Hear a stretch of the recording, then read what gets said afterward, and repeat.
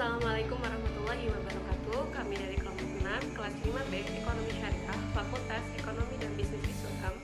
Di sini kami akan menjelaskan materi kuliah tentang teori investasi. Perkenalkan, saya Siti Fatimah Oktaviani. Saya Hesri. Saya Ija Febrianti. Saya Muhammad Fikir Febriansyah. Sebelumnya, jangan lupa like and subscribe dulu. Semoga materi ini bermanfaat untuk kalian. Let's go. Oke, selamat menyaksikan. Yang pertama itu pokok bahasan yang pertama yaitu pengertian investasi dan teori investasi. Yang kedua yaitu faktor yang mempengaruhi investasi atau faktor penentu investasi. Yang ketiga yaitu fungsi investasi. Dan yang keempat yaitu kriteria investasi dan nilai waktu dari uang. Oke, langsung saja ke pengertian investasi.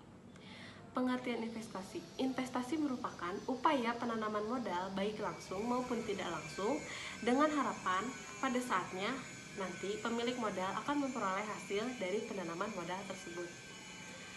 Selanjutnya yaitu teori investasi. Yang pertama itu ada teori investasi klasik. Teori ekonomi klasik menyatakan bahwa keinginan individu atau masyarakat untuk menabung adalah sama dengan keinginan perusahaan untuk melakukan investasi. Pandangan ini dapat ditulis sebagai investment sama dengan saving atau investasi sama dengan tabungan. Selanjutnya yaitu teori investasi Keynes. Teori investasi Keynes yang didasarkan pada konsep May digambarkan sebagai berikut. Pada kurva MEI 0 yang merupakan efisiensi marginal dari investasi pada mulanya, di mana apabila ada kenaikan tingkat bunga dari R0 menjadi R1 akan menunjukkan investasi dari I0 menjadi I1. Kurva MEI 0 dimungkinkan untuk bergeser ke sebelah kanan menjadi kurva MEI 1 karena ada faktor-faktor yang mempengaruhi investasi selain bunga, yaitu teori investasi neoklasik. Pandangan aliran neoklasik didasarkan pada pemikiran ekonomi klasik mengenai penentuan keseimbangan faktor-faktor produksi oleh perusahaan dalam memaksimumkan keuntungan dengan menciptakan penyesuaian yang cepat apabila terjadi ketidakseimbangan dalam perekonomian, sebab pelaku ekonomi mempunyai sikap ekspektasi yang bersifat rasional dalam menghadapi persoalan-persoalan ekonomi di masa yang akan datang. Bisa kita lihat terdapat kurva teori investasi neoklasik, di mana kurva MPKY menunjukkan nilai produksi marginal modal pada suatu tingkat output tertentu atau Y, sedangkan kurva RC menunjukkan biaya memperoleh modal, di mana menurut neoklasik biaya memperoleh modal ini dipengaruhi oleh tingkat bunga, tingkat depresiasi, dan kebijakan pemerintah seperti kebijakan pajak. Dan adanya titik E0 menunjukkan keseimbangan di antara RC0 dan MPKY, sehingga pada tingkat output Y, stok modal yang diinginkan adalah K0. Artinya, stok modal yang seperti ini akan memberikan keuntungan yang paling maksimum kepada perusahaan. Bila misalnya terjadi peningkatan output, maka peningkatan output ini akan menggeser MPKY menjadi MPKY ditambah delta Y. Hal ini akan menciptakan keseimbangan pada E2 yang berarti tingkat stok modal yang diinginkan pada tingkat output yang baru ini meningkat lebih tinggi dari K0, yaitu K2. Apabila terjadi penurunan biaya sewa modal dari RC0 menjadi RC1, yang berarti dengan jumlah output yang tetap akan tercipta keseimbangan baru menjadi E1, di mana stok modal yang diinginkan akan meningkat menjadi K1.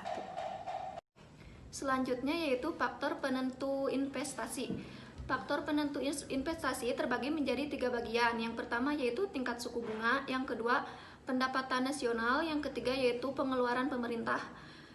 Tingkat suku bunga, berbagai teori ekonomi yang diterangkan sebelumnya menghasilkan kesimpulan yang sama, yaitu bahwa investasi merupakan fungsi dari tingkat bunga, yang dimana rasio antara perubahan investasi terhadap perubahan tingkat bunga adalah lebih kecil 0.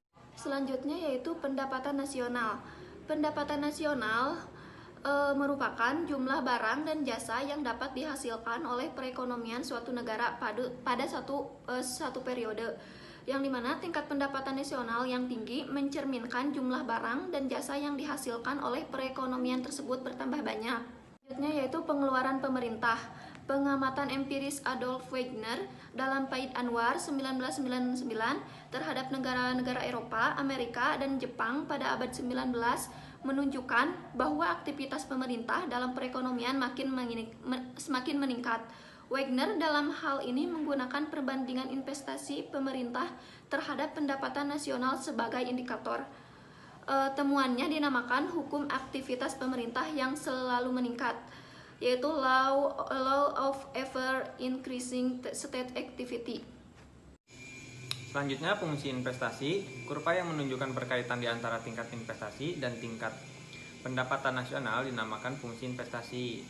Bentuk fungsi investasi dapat dibedakan menjadi dua, yaitu satu, ia sejajar dengan sumbu datar, atau dua, bentuknya naik ke atas ke sebelah kanan, yang berarti makin tinggi pendapatan nasional, makin tinggi investasi.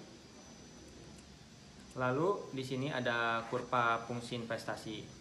Selanjutnya adalah kriteria investasi. Yang pertama adalah payback period. Payback period adalah waktu yang dibutuhkan agar investasi yang direncanakan dapat dikembalikan, atau waktu yang dibutuhkan untuk mencapai titik impas. Jika waktu yang dibutuhkan makin pendek, proposal investasi dianggap makin baik. Selanjutnya adalah benefit atau cost ratio.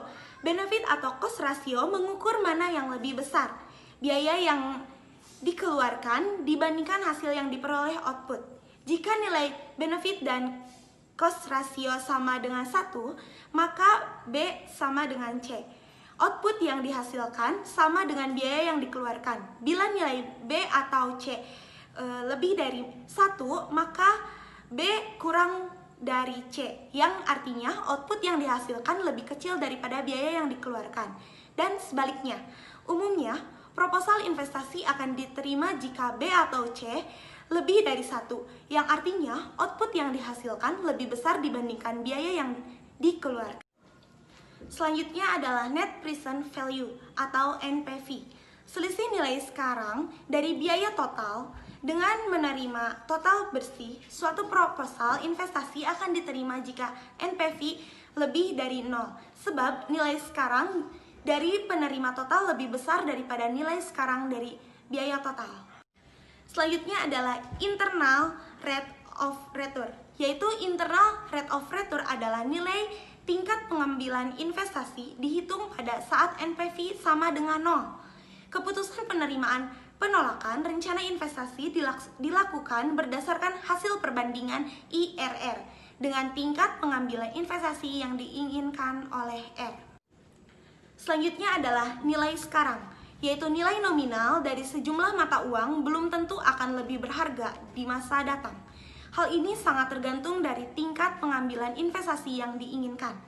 Contohnya adalah V sama dengan X kurung buka 1 plus R kurung tutup. Keterangannya yaitu V adalah nilai yang akan datang, X adalah nilai sekarang, R adalah faktor diskonto. Selanjutnya itu nilai masa mendatang. Menghitung nilai masa mendatang adalah kebalikan dari menghitung nilai sekarang dari output investasi yang direncanakan. Sekalipun melihat dari sudut pandang yang bertolak belakang, keputusan yang dihasilkan tetap sama. Contohnya yaitu F sama dengan A kurung buka 1 tambah R kurung tutup. Keterangan F di sini adalah nilai masa mendatang yang diharapkan. Lalu yang kedua adalah A sama dengan investasi awal dan T adalah waktu. Terima kasih. Terima kasih kepada teman-teman yang sudah menonton video kami. Jika video ini bermanfaat, Tinggalkan like, Comment and subscribe. Wassalamualaikum warahmatullahi wabarakatuh. Dadah.